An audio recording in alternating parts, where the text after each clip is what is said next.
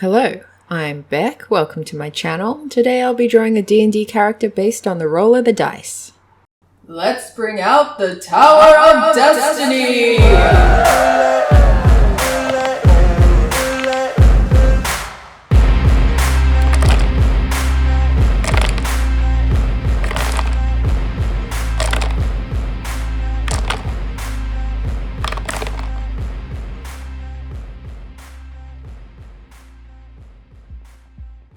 So we have a Locathah.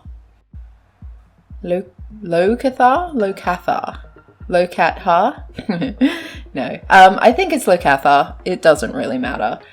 These are fish folk who, unlike, say, a water genasi or a mer person or whatever, they're more fish than folk. They have fish faces and fins and gills, and they have some interesting stats, because one of the things that they have in terms of traits is something that's more of an impediment than a boon, so to speak. So limited amphibiousness is one of their traits, which says you can breathe air and water, but you need to be submerged at least once every 4 hours to avoid suffocating. So that could be interesting if you're playing a Locathah on an adventure where there's not necessarily a lot of bodies of water for you to submerge yourself in. The size of this creature is basically human size, so medium. They range from 5 to 6 feet tall, and so they're not a fish. They're not the size of a small fish. You need something like a well or a lake, or at least some sort of bathtub. You might want to consider carrying something with you that can hold enough water for you to submerge yourself in, and hope that you find enough water to do that, because you wouldn't be able to carry that much water. What are some other traits though? Proficient in athletics and perception. You have natural armor because you have tough, scaly skin. You have Leviathan will, which is advantage on saving throws against being charmed, frightened, paralyzed, poisoned, stunned, or put to sleep. And you can speak, read, and write Aquan and Common. Interesting. So yeah, it's a very interesting race. I've never played it before, and I had to do a little bit of research to figure out what their whole deal was. But in a nutshell, they're fish people. And now with Monk. Drawing a fish person as a monk is a little bit of a challenge. So monks are united in their ability to magically harness the energy that flows in their body, whether channeled as striking display of combat prowess or a more subtle focus of defensive ability and speed. This energy infuses all that a monk does. So a monk is a very spiritual fighting class. They're kind of a combination of a magic user and a combat specialist. They use the magic of ki, which I don't fully understand, but it's the magical energy that they use for their spells doing. I'm good at language today. Great. So yeah, ki is at 2nd level. Your training allows you to harness the mystic energy of ki. Your access to this energy is represented by a number of key points.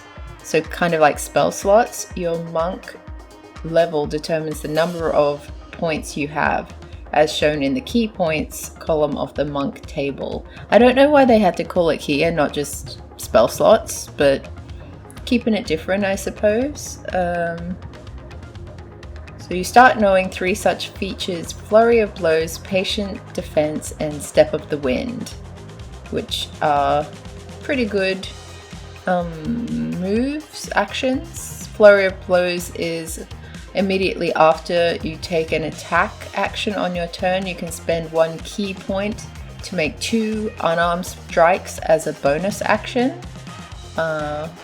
Patient Defense is when you spend a key point to take the dodge action as a bonus action on your turn. And Step of the Wind is when you spend a key point to take the disengage or dash action as a bonus action on your turn. And your jump distance is doubled for that turn, apparently. So that's a bit of fun. That's cool and interesting.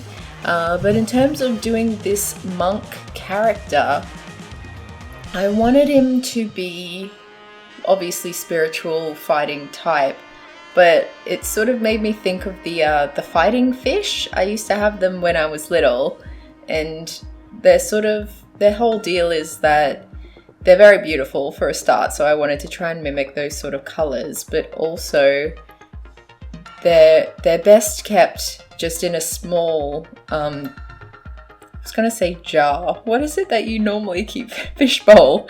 They're best kept just in a small fish bowl on their own, because if you put them with another fighting fish, they'll fight. That's where the name comes from. But if you even have 2 bowls that are too close to each other, they get very agitated, and they try to fight each other because they can see each other through the glass, and it's not supposed to keep them close together to one another because they'll basically live their whole lives being really stressed out.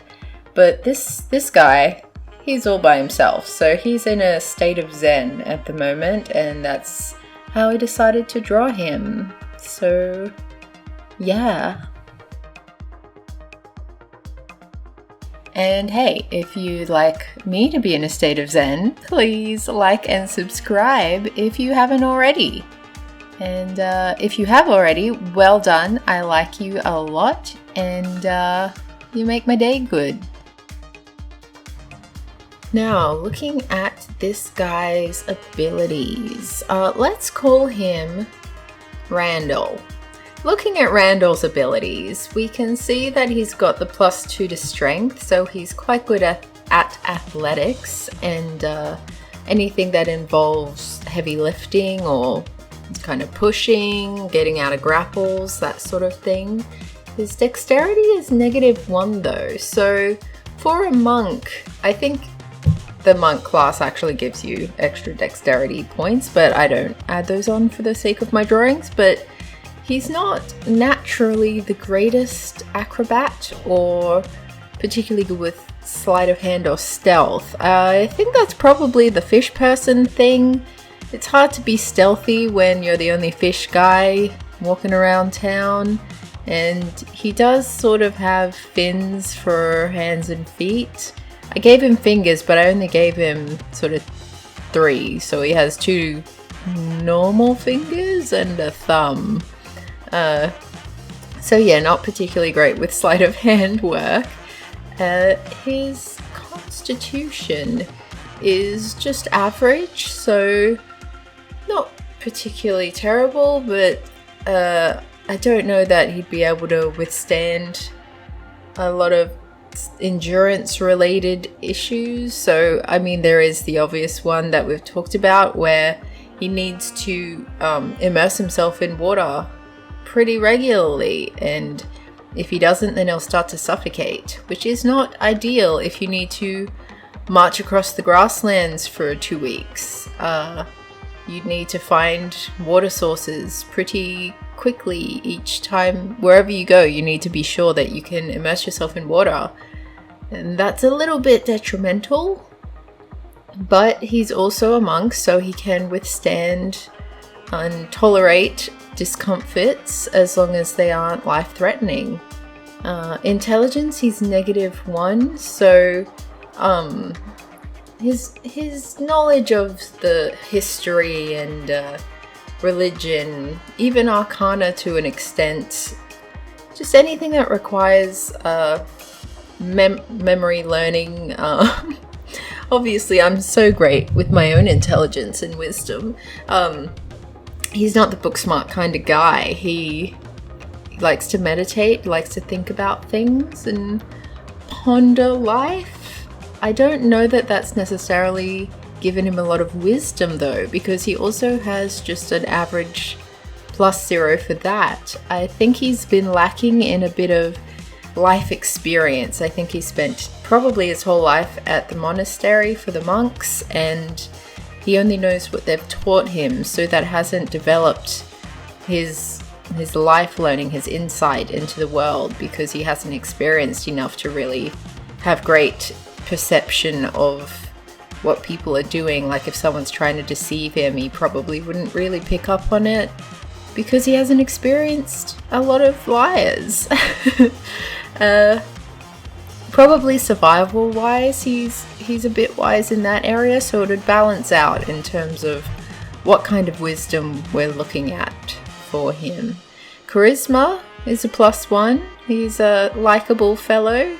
Not ridiculously so. He's not a performer or anything like that. I think he's a pretty humble guy, but not particularly practiced in deception or intimidation. Maybe he's a little bit intimidating because he is a monk, so I think he has that sort of aura of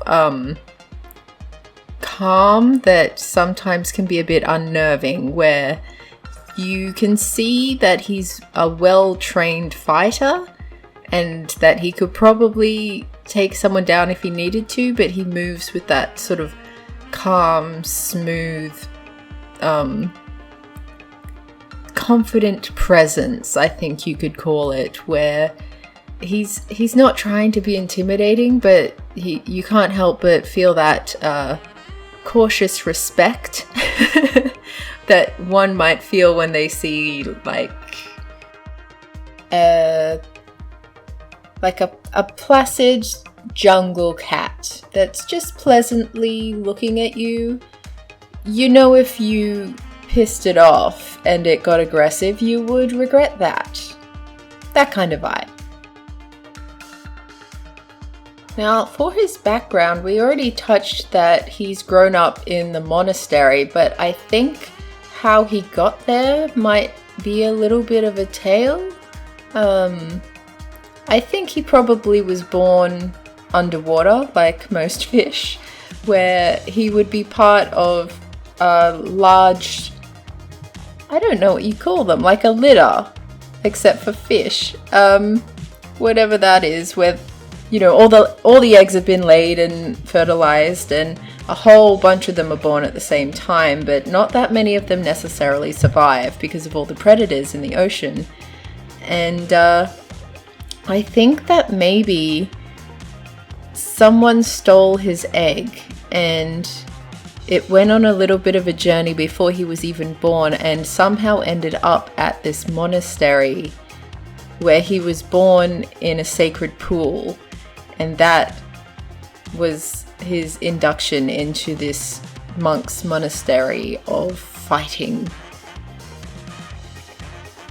I mean, that's kind of a cleric-y background, but I think it's cool, so I'm sticking with that. That's what happened with him. So he's never met his parents or his family. He might actually, in terms of call to his adventure, he might want to seek them out and try to find his family or what's left of them, and find out what exactly happened and how he ended up at the monastery to begin with.